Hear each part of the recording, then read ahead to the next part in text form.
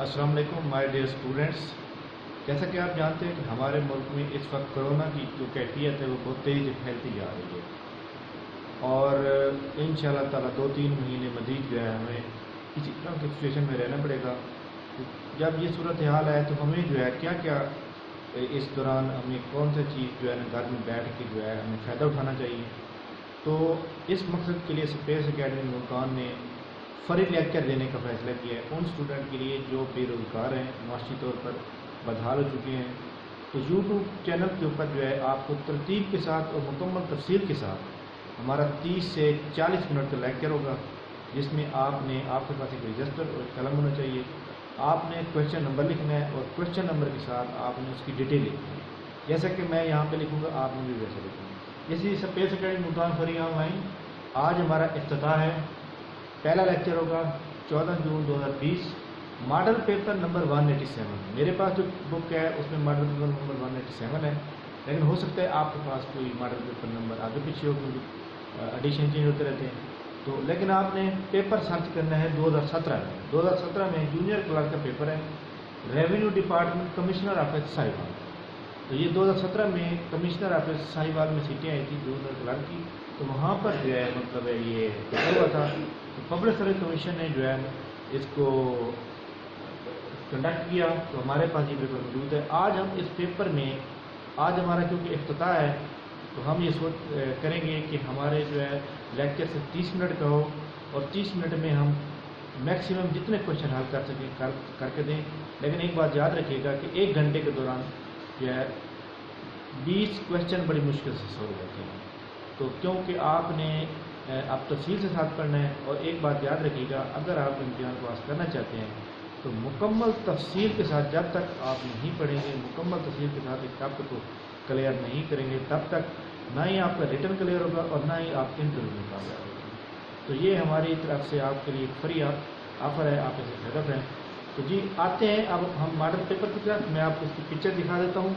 جی ہاں، یہ دیکھیں گے، یہ ہمارے پاس جونیئر کلرک کا پیپر ہے، ماڈل پیپر نمبر 187. اور اس کا جو پہلا کوشچن ہے وہ بھی اب آپ دیکھ لیں کہ یہ کون سا ہے. کنٹرول پلس این سے سٹارٹ ہو رہا ہے.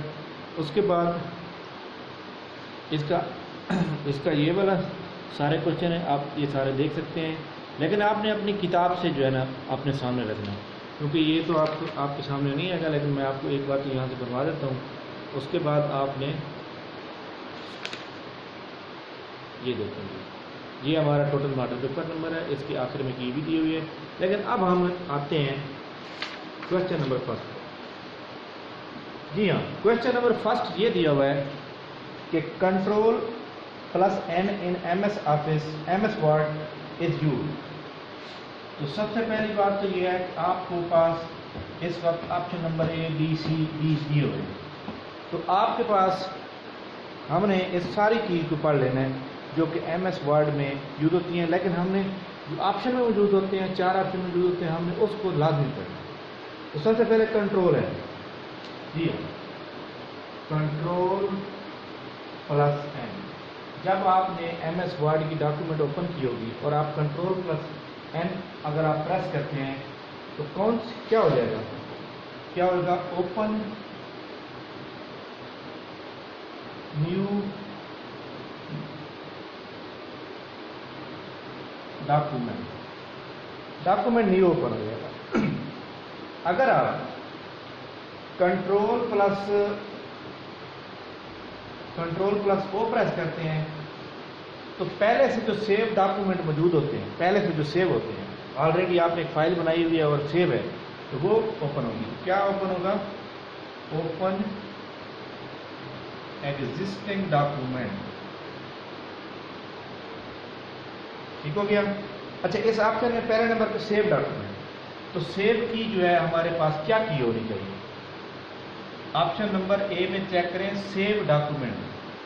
سیو ڈاکومنٹ کی جو ہمارے پاس شارٹ کٹ کی ہے وہ ہے کنٹرول پلس ایس. یہ بھی ہے.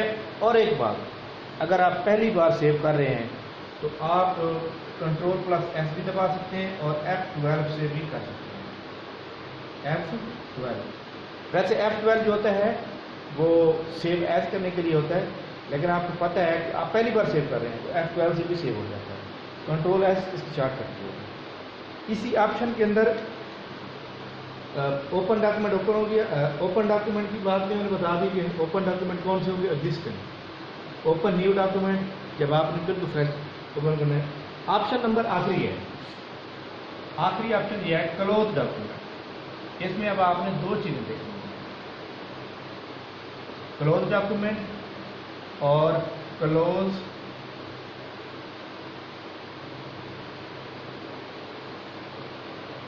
ونڈو. کنٹرول جب آپ کلوز ڈاکومنٹ کی بات کرتے ہیں تو جواب اس میں آپ شارٹ کٹ کی استعمال کریں گے control plus F4. Alt plus F4 کی بات جب کریں گے تو کلوز ونڈو. اس کا مطلب یہ ہے کہ جب آپ نے اوپن ڈاکومنٹ کیا ہوا ہے اور آپ کنٹرول پر F4 کریں گے تو جو آپ کے پاس ڈاکومنٹ اوپن ہے صرف وہ ڈاکومنٹ اوپن ہوگا. اوپر سے آپ کا جو ٹائٹل ہے اور نیچے سے جو موجود ہوتا ہے اسٹیٹس پر وہ کھڑا رہے گا. جب آپ Alt پلس F4 کریں گے تو ڈاکومنٹ جو پورا کھلا ہوتا ہے وہ سارا کا سارا بند ہو جائے گا، ونڈو پوری بند ہو جائے گی. یہ کوشچن نمبر 1 ختم ہو گیا. اب ہم کوشچن نمبر 2 پہ آتے ہیں.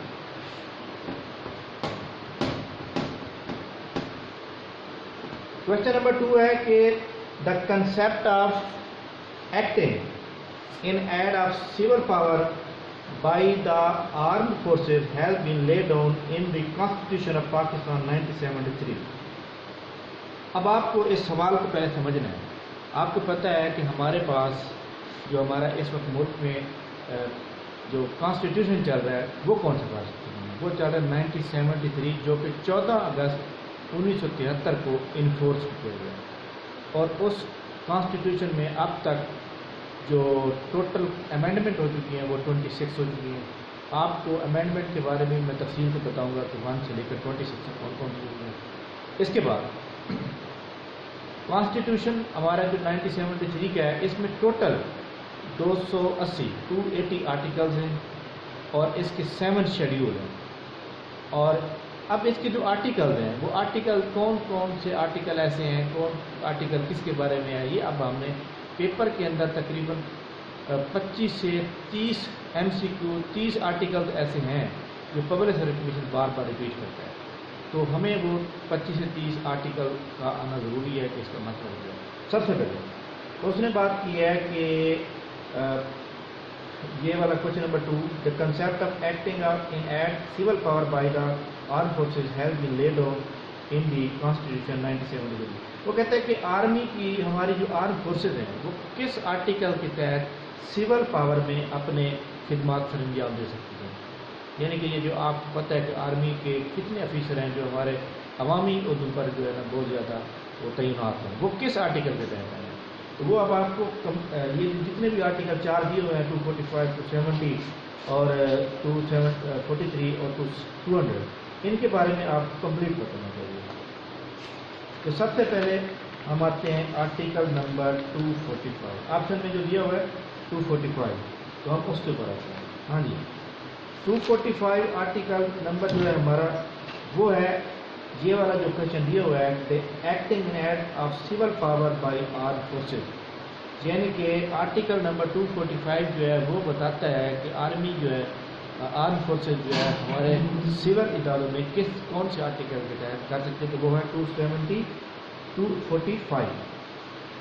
اس کے بعد آرٹیکل نمبر 270. آرٹیکل نمبر 270 جو ہے بی آپشن. آرٹیکل 2 نمبر 70 کا مطلب ہے ٹیمپوریری validation of loss.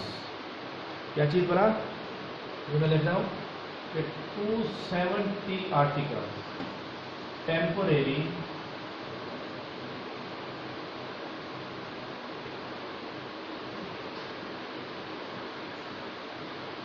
Validation of loss.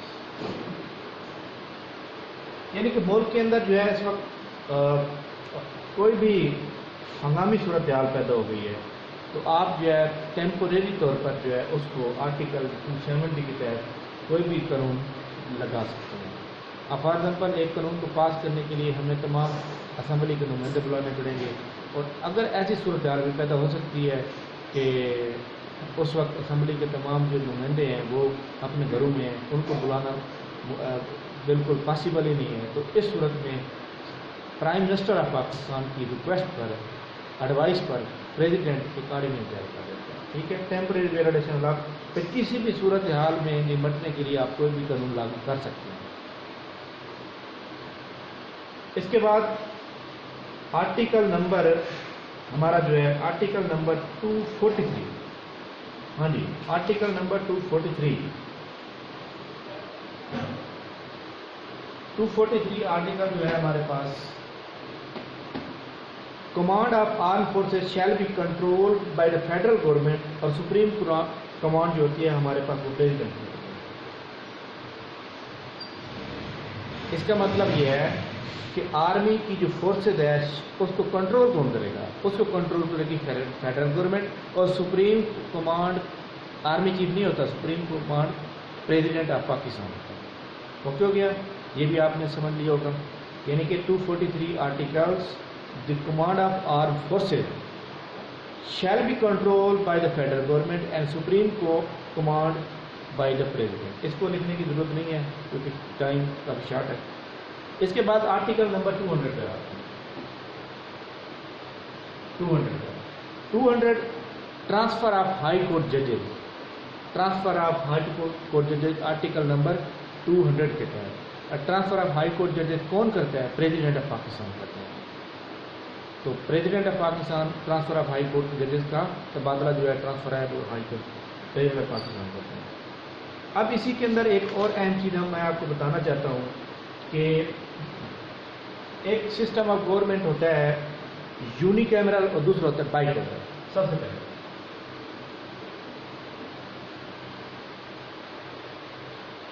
Uni cameral.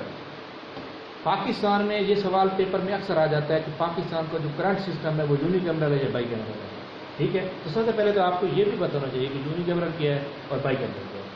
Uni cameral ہوتا ہے single system of government. Single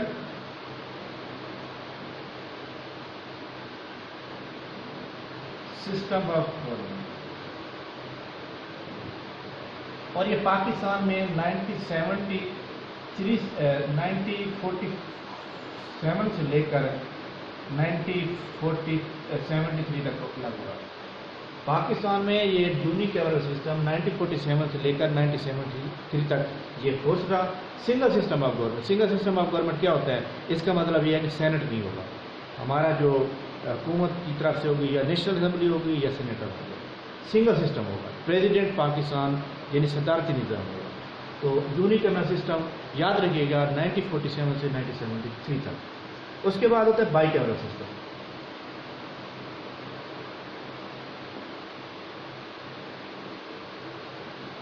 by cameral جو ہے یہ لاگو ہے، یہ کرنٹ ہے 1973 ٹو پریزنٹ. اب پی پی ایس سی کے سوال میں آیا جائے گا کہ the current system of government are unicameral of bicameral, تو آپ نے بائی کیمرل کے سوچنا. بائی کیمرل میں کیا ہوتا ہے کہ to system of government.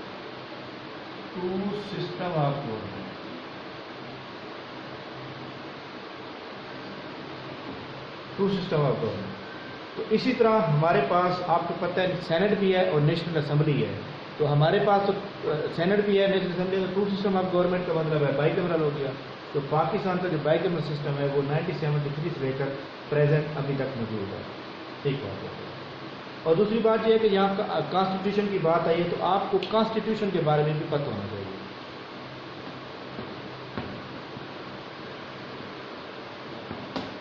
Pakistan میں اب تک کانسٹیٹیوشن کتنے آ چکے ہیں؟ 3 آ چکے ہیں.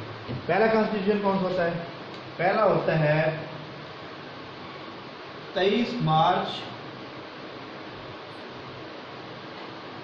1956. پہلا 23 مارچ 1956 کو آتا ہے. آپ کو پتہ ہے اس کا ٹوٹل آرٹیکل اس کے کتنے ہوتے ہیں؟ ٹوٹل آرٹیکل ہوتے ہیں 234. اس کے شیڈیول ہوتے ہیں 6.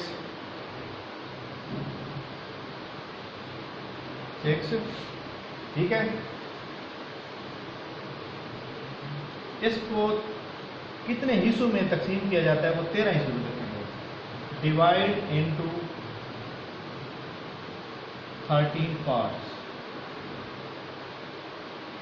ये क्वेश्चन नंबर, ये 1956 के आइन के बारे में मैंने आपको बताया है। तो 1956 का जो आइन है हमारे पास, और 1956 के आइन के बारे में हम अहम बात क्या थी कि पाकिस्तान इस्लामिक रिपब्लिक बन गया था। इन विच constitution Pakistan become the Islamic Republic, तो कॉन्स्टिट्यूशन नंबर 1956 में। When constitution of 1956 was enforced, तो 1956 कॉन्स्टिट्यूशन वाज इन्फोर्स्ड ऑन 23 मार्च 1956। तो ये एक 1956 के बारे में है। अब इसी तरह हम पढ़ते हैं 1962 के बारे में। 1962 जो है वो आपको पता है कि 8 जून 1962 को इन्फोर्स हुआ मुल्क के अंदर। इसके टोटल आर्टिकल्स कितने हैं? इसके आर्टिकल हैं 250, और शेड्यूल कितने हैं? इसके टोटल शेड्यूल हैं हमारे पास 3। ठीक हो गया। इस आर्टिकल के तहत मेन तब्दीली क्या थी इसमें यह था जो गवर्नमेंट होगी वो प्रेसिडेंशियल फॉर्म ऑफ गवर्नमेंट होगी। गवर्नमेंट किस फॉर्म में होगी? प्रेसिडेंशियल फॉर्म ऑफ गवर्नमेंट होगी। इस कानून के तहत, इस कॉन्स्टिट्यूशन के तहत जो गवर्नमेंट होगी वो किस फॉर्म में होगी? प्रेसिडेंशियल फॉर्म ऑफ गवर्नमेंट कहलाएगी। अब पेपर में अक्सर आ जाता है कि इन विच constitution presidential form of government was called, 1962 में। और ये किसने लागू किया था? 1956 जो था वो कौन से, किसका हुकूमत चल रही थी, किसके रेन में? अब तो वो अयूब खान साहब के दौर में। और ये जब 1956 आया था तो उसका प्राइम मिनिस्टर कौन होता है? चौधरी रहमत अली, चौधरी मोहम्मद अली, रहमत अली ना, Chaudhary Mohammad Ali, prime minister of Pakistan. इसके बाद आखिरी कॉन्स्टिट्यूशन हम पढ़ते हैं, बड़ा इंपॉर्टेंट, 14 अगस्त 1973 को ये इन्फोर्स किया जाता है। और इसके टोटल जो आर्टिकल्स हैं वो मैंने अब पहले भी बता दिया आपको। टोटल आर्टिकल्स हैं इसके 280, और शेड्यूल इसके मैंने आपको बता दिए 7। ठीक है। और टोटल अमेंडमेंट मतलब इसके अंदर कितनी तब्दीलियाँ कर चुके हैं। आपने एक कानून बनाया, आपको पता चला कि ये तो कानून में थोड़ी सी कमी है या कुछ तब्दीली चाहिए, तो उसमें अमेंडमेंट कर दी असम्बली की तरफ से, रिकमेंडेशन करा के टोटल 26 हो चुके हैं। 26। अब यहाँ पर एक बात ये आती है कि बहुत से लोग ऐसे हैं पेपर के अंदर शेड्यूल भूल जाते हैं कि टोटल भाई 1973 के आर्टिकल में कॉन्स्टिट्यूशन में कितने शेड्यूल होते हैं, 1962 कितने शेड्यूल हैं। तो मैं आपको एक बात बता दूँ, जो पहला आर्टिकल आता है कॉन्स्टिट्यूशन आता है उसके होते हैं 6 शेड्यूल, दूसरा जो आता है उसके होते हैं 3, तीसरा जो आता है उसके होते हैं 7, तो टोटल ये बन गए 16। तो 16 कॉन्स्टिट्यूशन एक्चुअली आपने याद रखना है। 16 जब आपको याद होंगे तो फिर ये नहीं भूलेंगे, पहला 6, दूसरा 3, तीसरा 7। तो ये क्वेश्चन नंबर 2 हमारा कंप्लीट हुआ। क्वेश्चन नंबर 3 पढ़ेंगे। क्वेश्चन नंबर 3 हमारे पास इस वक्त मौजूद है। मैं पढ़ता हूँ क्वेश्चन नंबर 3 क्वेश्चन ये है, कंप्लीट द सीरीज। ये एक सवाल दिया गया है। मैं आपको एक और बात भी अहम बता दूँ, आपको पता होना चाहिए कि पेपर के अंदर ये जो मॉडल पेपर होते हैं इसको पढ़ाने का फ़ायदा ये है कि इसमें जो PPSC में जो 7 से 8 सब्जेक्ट सेलेक्ट किए जाते हैं, जिस तरह इंग्लिश है, करंट अफेयर, मैथ, पाक स्टडी, इस्लामियात, कंप्यूटर, उर्दू, ये सारे जो भी चीज़ें हैं, एवरीडे साइंस वगैरह, तो ये सारे हम डिस्कस करेंगे। तो अब मैथ का क्वेश्चन आ गया, कंप्लीट द सीरीज। सीरीज में क्या है वो कहता है जी, क्वेश्चन नंबर 3, 1, 2, 4, 7, 11, 16, 11 और 16। अब देखें कि सबसे पहले आपने इसको हल कैसे करना है।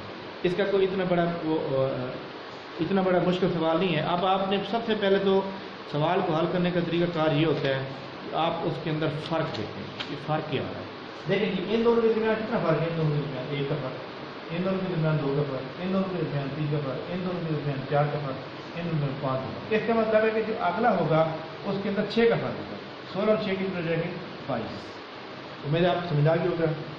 क्वेश्चन नंबर, चलते हैं आगे क्वेश्चन नंबर 4 पर।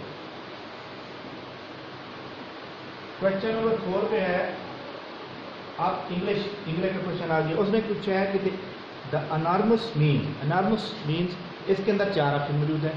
आपको मैं एक बात बता दूं, जब तक आपको चारों के मीनिंग नहीं है कि आप सवाल सही नहीं कर सकते। आपको चारों मीनिंग याद करना चाहिए। सबसे पहले हम यहाँ लिखते हैं AENORMOUS। अनार्म्स का मतलब होता है, हमारे पास अनार्म्स का मतलब होता है बहुत बड़ा या अजीम। जिस तरह कहते हैं ना हमारे अजीम लीडर थे, यह बहुत बड़ा। एक चीज़ छोटी सी होती है, एक चीज़ बहुत बड़ी होती है। इतनी बड़ी होती है कि उसको हम अजीम कह देते हैं। इसके बाद ऑप्शन नंबर उसका जो आ रहा है ए, हार्ड का मतलब होता है सख्त।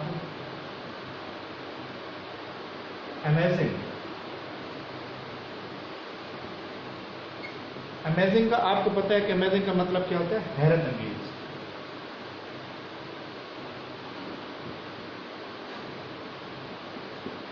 इसके बाद ह्यूज का मतलब क्या होगा? अजीम या बहुत बड़ा। आखिरी है मैनी का मतलब होता है बहुत से। आपको पता है, अब देखिए 4 मीनिंग लगी। उसने पूछा है मीन्स मतलब, तो क्या मतलब बनेगा? ये वाला बनेगा। तो ये वाले दोनों मिल गए तो ये सवाल हमारा कंप्लीट हो गया। क्वेश्चन नंबर 5 है, इन विच बैटल, वो कहते हैं जी इन विच battle forces led by Duke of the Wellington finally defeated French forces led by Napoleon Bonaparte। आपको पता है कि जर्मनी का जो एक एम्परर था नेपोलियन बोनापार्ट, जिसको हम मैन ऑफ एरन भी कहते हैं। मैन ऑफ एरन का मतलब ये है कि वो बंदा जो है, चाहे वो मरा भी पड़ा है फिर भी वो जंग के लिए तैयार है। वो आप मतलब है खड़ा है, चाहे उसके सांसें चल रही नहीं चल रही, वो आगे हटता नहीं था, उसके इरादे बड़े पक्के थे। तो इस जंग में वो कहता है कि इन विच battle forces lead Duke of Wellington finally defeated French forces. ये जो ड्यूक ऑफ वेलिंगटन है, एक्चुअली ये जो है यूके का एक जनरल होता है, आर्मी का जनरल होता है, और फ्रेंच फोर्सेस को लीड कर रहा होता है नेपोलियन बोनापार्ट, जो कि जर्मनी का एम्परर होता है, बादशाह। वो कहता है कि कौन सी ऐसी जंग इनके दरमियान लड़ी गई थी जिसमें जो है ड्यूक ऑफ वेलिंगटन यूके की तरफ से उन्होंने नेपोलियन को शिकस्त दी। तो सबसे पहली बात तो ये है कि हमने क्या करना है, हमने ये नहीं करना कि इसमें किसको शिकस्त हो। हमने पहले नंबर ऑप्शन नंबर फर्स्ट को लेना है। फर्स्ट नंबर पे है वाटर ऑफ बेटर लो। कौन सी है? Water of better low. Water of better लो में अब हमने क्या करना है कि इस कौन सी ये जंग जो है किन के दरमियान लड़ी गई, इसमें और किसको शिकस्त हुई, हमें इसके बारे में तफसील से पता चाहिए। क्योंकि अगले पेपर में वो क्या पूछेगा, अगले पेपर में वो पूछेगा कि हाँ ये बताएं कि ये जंग दूसरी जो थी बैटल ऑफ लिपजिग, ये किसके दरमियान लड़ी गई। तो फिर हम क्या करेंगे, ज़्यादा हमें कंप्लीटली पता चाहिए। सबसे पहली बात तो यह है कि battle of water low,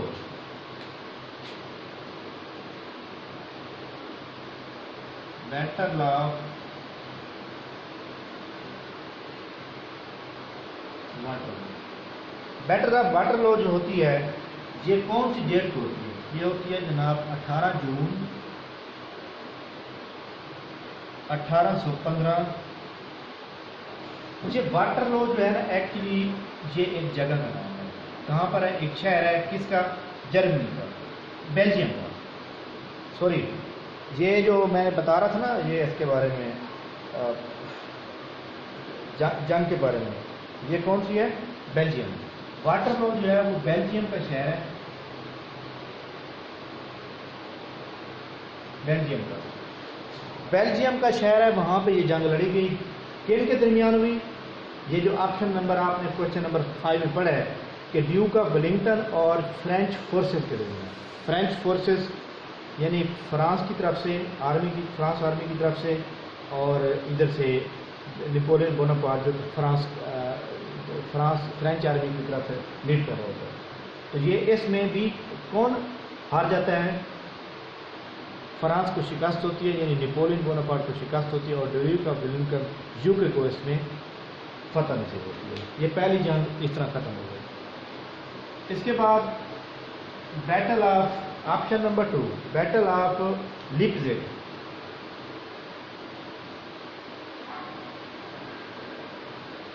battle of Leipzig جو ہوتی ہے یہ کون سی ڈیٹ کو ہوتی ہے، کس کے درمیان ہوتی ہے؟ یہ ہوتی ہے جناب صرف 3 دن جنگ ہوتی ہے، 16 to 19 اکتوبر 1813 میں. کہاں پر ہوتی ہے؟ لیپزگ جرمنی.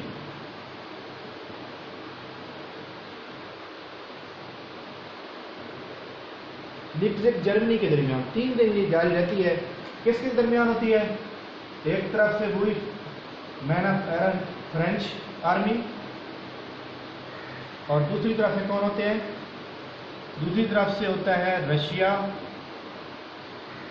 آسٹریا اور سویڈن. آپ یہ سمجھ لیں کہ یہ جنگ جو ہوتی ہے یہ والی ایکچولی فرانس اور رشیا کے درمیان ہوتی ہے، ٹھیک ہے، اور اس میں بھی فرانس کو شکست کرنا ہوتا ہے. اس کے بعد بیٹل آف بورڈینو.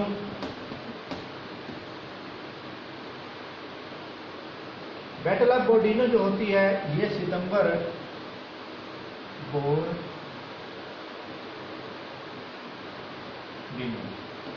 بیٹل آف یہ کون سی ڈیٹ کو ہوتی ہے؟ ستمبر 7 1812.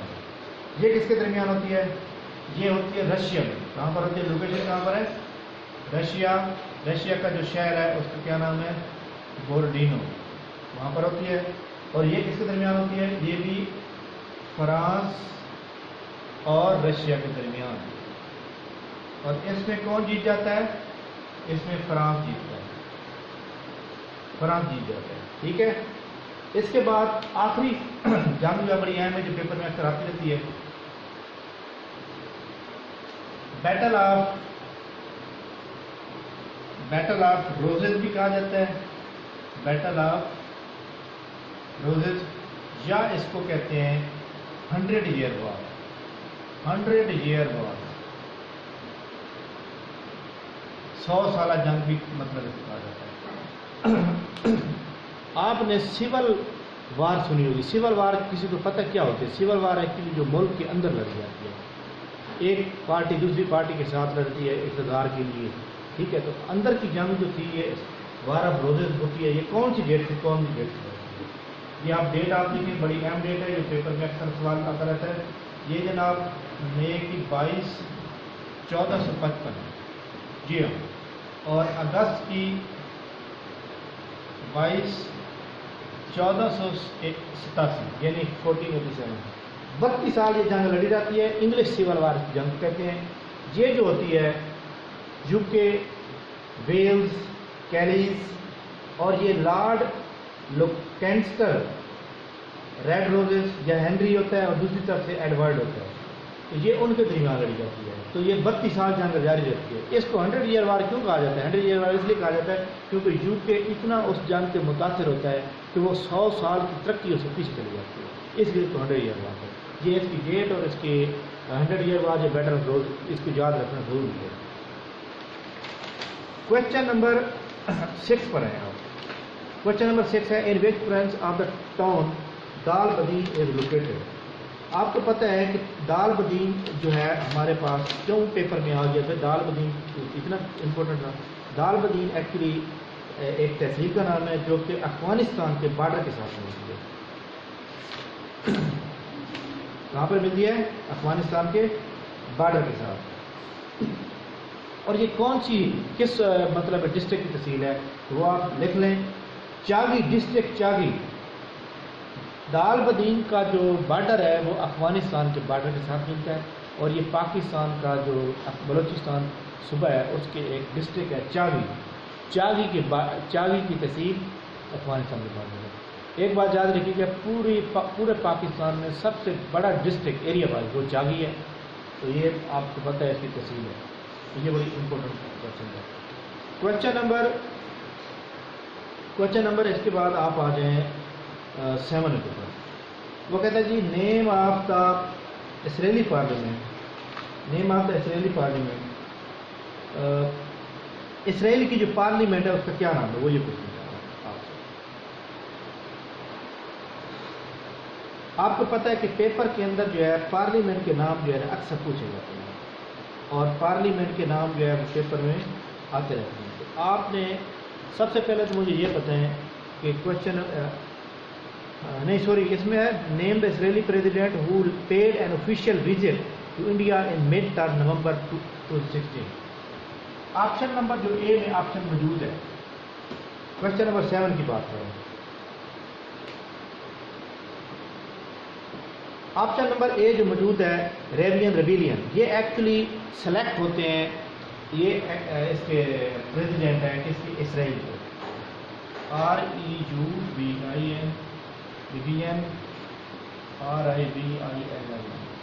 یہ کب سے کب تک سلیکٹ ہوتے ہیں؟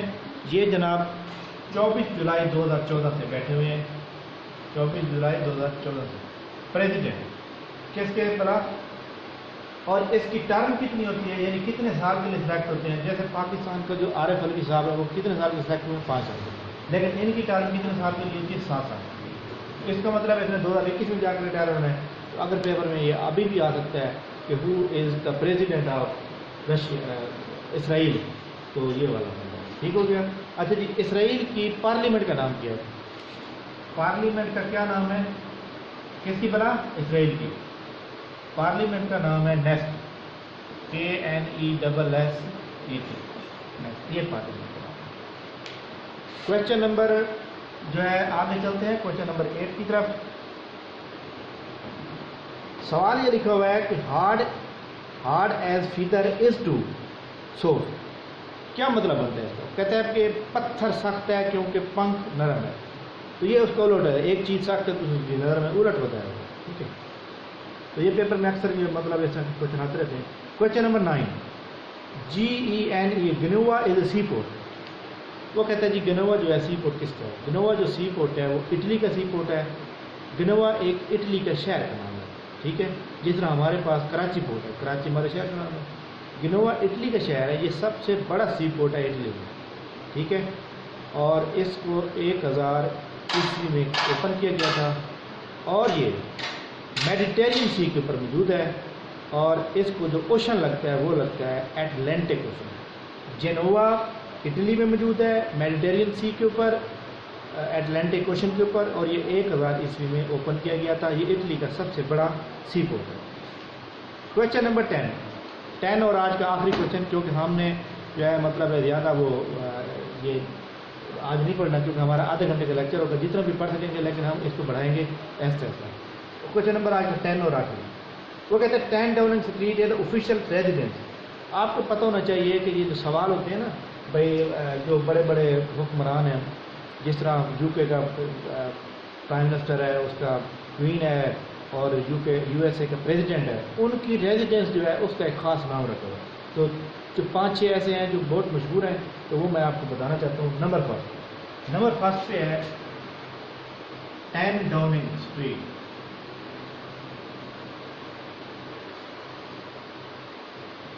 10 ڈاؤننگ اسٹریٹ جو ہے، یہاں کون رہتا ہے؟ پرائم منسٹر یعنی کہ یہ سرکاری رہائش گاہ کا نام ہے، سرکاری رہائش گاہ کا نام ہے۔ نمبر دوسرے پہ ہے ELYSEE، لیسی پیلیس۔ یہاں کون رہتا ہے؟ French president.